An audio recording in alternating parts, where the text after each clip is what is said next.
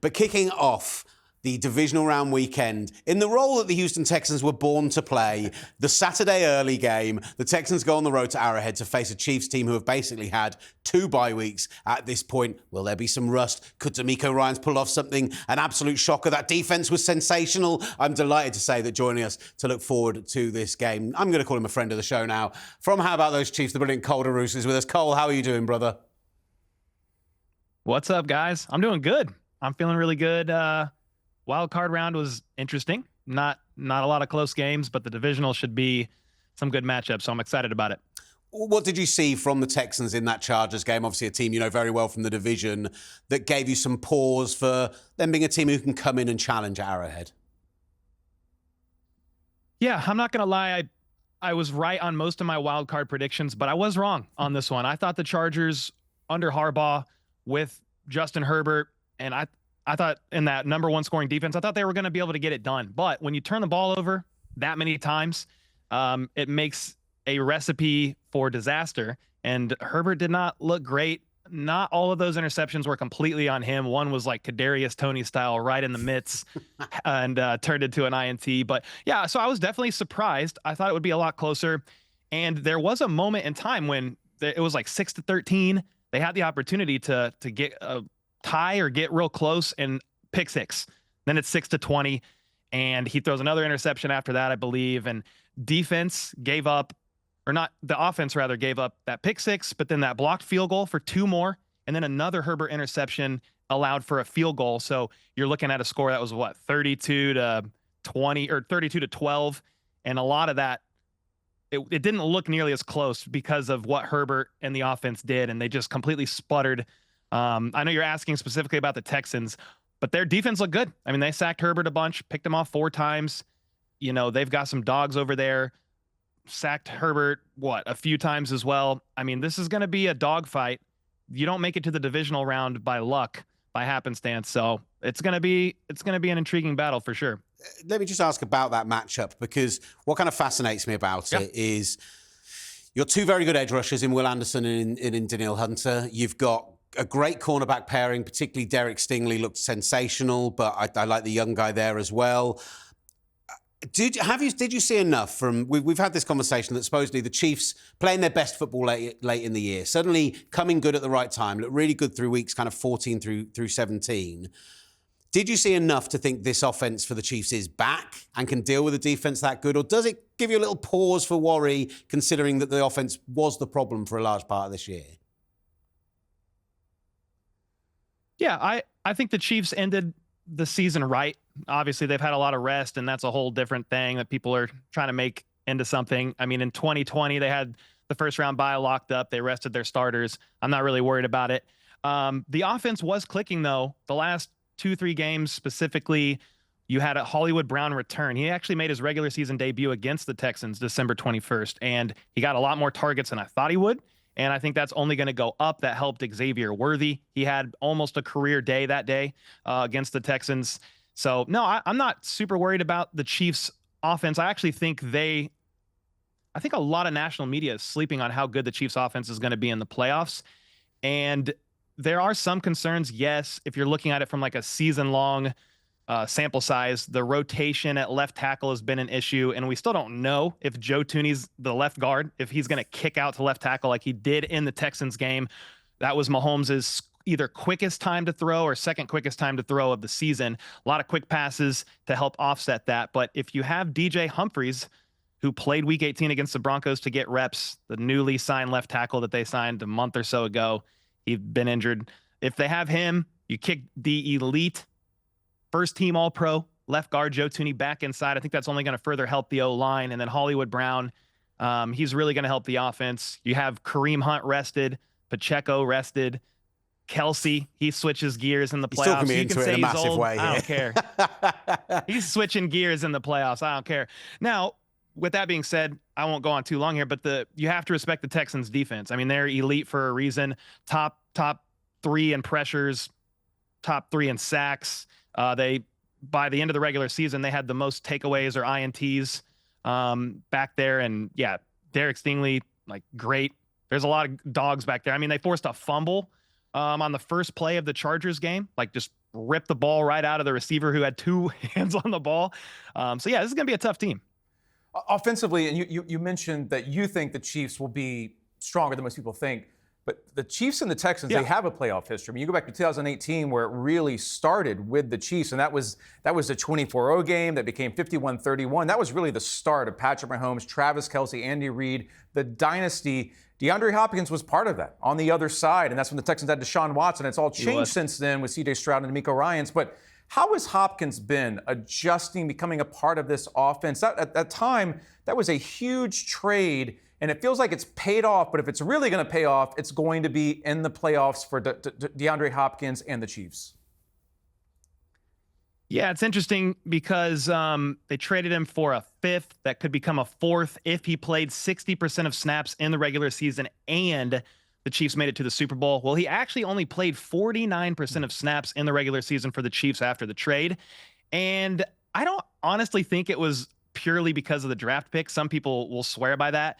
I think they're preserving his body. He's 33, preserving his body, implementing him into the system, and just kind of getting him ready for the playoffs. I think he's going to go from seeing 49% of snaps to maybe as much as 70. I mean, I think it's going to be, we're going to see more of that. And then again, the return of Hollywood Brown, true man coverage beater, that's going to help out people like D-Hop, Kelce, Juju, and others. So I think we're going to see more from D-Hop in the playoffs for sure, especially he just catches everything. It's absolutely insane. He'll catch everything, red zone, third downs. So I'm very excited about that. And I think it's going to be a great thing for the Chiefs offense. It's always astonished me that he's just a guy who I go back right to his rookie season, and he was never the most elite route runner, never the fastest guy, but he just had that insane cast radius, that insane catch, that insane ability at the point, and you're just like, there isn't a ball. Like, if any hit and hope situation, you throw it up, there might be 3 defenders around him, and he's probably his hand. I've had my hand near his hand before. His hand will literally is almost double the size of a human hand. It's absolutely unbelievable. Of a normal human hand. Look, I want to hear from your thoughts on the defensive side of the ball and what C.J. Stroud and the Texans offer up, because I think that has been a weak point for them this year, and yet decent performance against a good Chargers defense. You referenced the #1 scoring defense in the NFL. We spoke with Dameon Pierce actually ahead of this game, and he gave us a little flavor of what it's like to be around C.J. Stroud. Love being around CJ. At the quarterback position, it comes a lot of scrutiny. It comes a lot of love you this day, hate you the next. It comes a lot of pressure. Just comes, it's a lot of things coming at you in many directions. That's every athlete, but more so, I feel like it's more so, more prominent on the quarterback position. So the way he's handled that, he's grounded in his faith. You could tell he has a great circle around him. His mom's very supportive, his people very supportive, and he's a level-headed guy. He's a cool guy naturally, so it takes a lot to knock him off his pivot. And one of the best competitors I've been around. He's a very competitive guy. He's a very prepared guy. I love the way he prepares for games, and just what he's done in this short career span. And he's in his short 2 years that he has in the league. It's just amazing to see what he's done, and I can only imagine what the next 10 years are going to look like for that guy. I'm excited for him.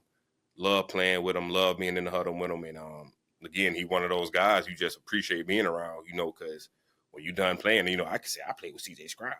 You know what I'm saying? He's one of those guys. So just glad to be part of the journey and just see him develop into, one of the premier quarterbacks in the league is fine.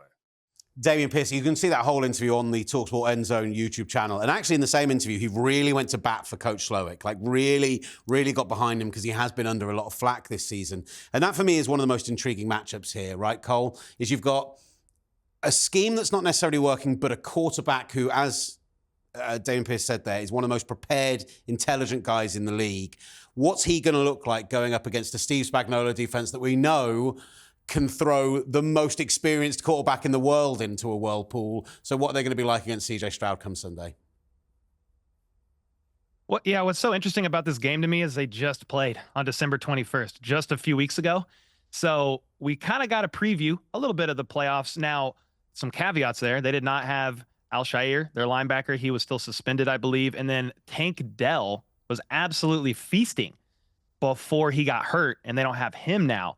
And that really threw them off, I believe, in the second half of that first matchup. But something about C.J. Stroud, I like him a lot I thought he did take a step back this year. Part of that, I think, is the interior O-line. He's one of the most sacked quarterbacks in the entire NFL. If you can disrupt the middle of that line and get to him, I mean, it creates some trouble, and that's where Chris Jones should play a big role there. So that's going to be key matchup for me is Chris Jones against wherever the heck this guy wants to line up. They'll let him walk out there and choose his whoever he lines up against. He'll kick outside against one of the tackles. He'll go against center, guard, doesn't matter.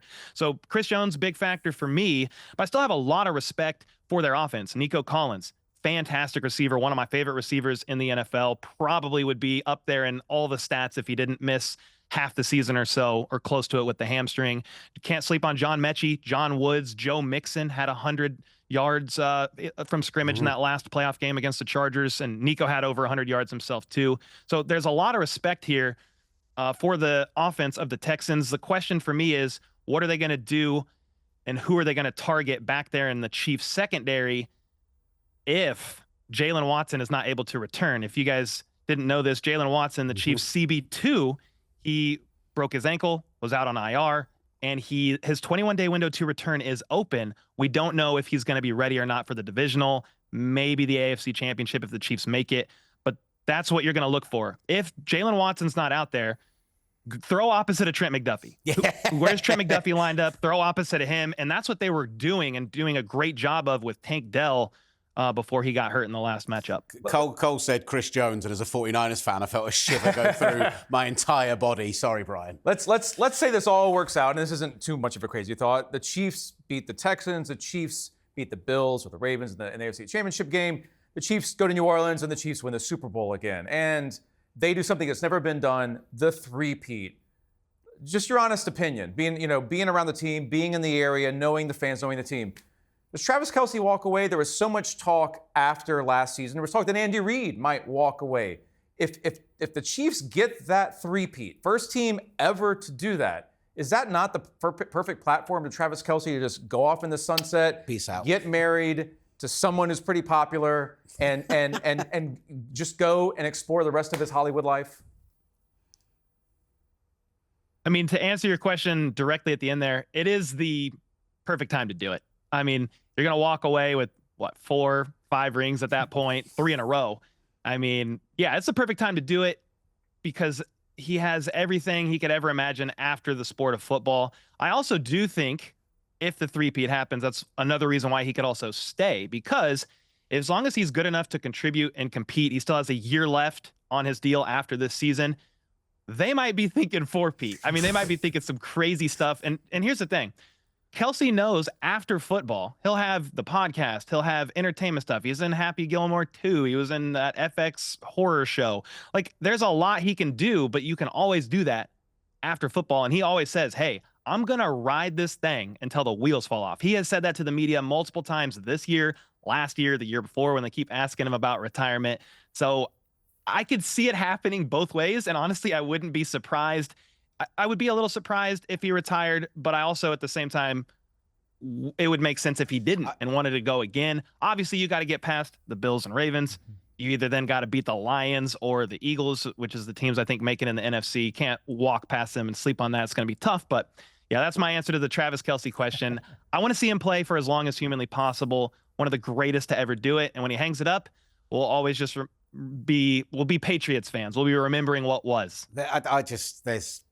I love a riding off into the sunset story. Peyton Manning and DeMarcus Ware in Super Bowl 50. Don't be Tom Brady. Be Peyton Manning. Jerome Bettis in 42. Like that. Those are the stories I really love, man. So I think it would be great. I think it would be a wonderful thing to see.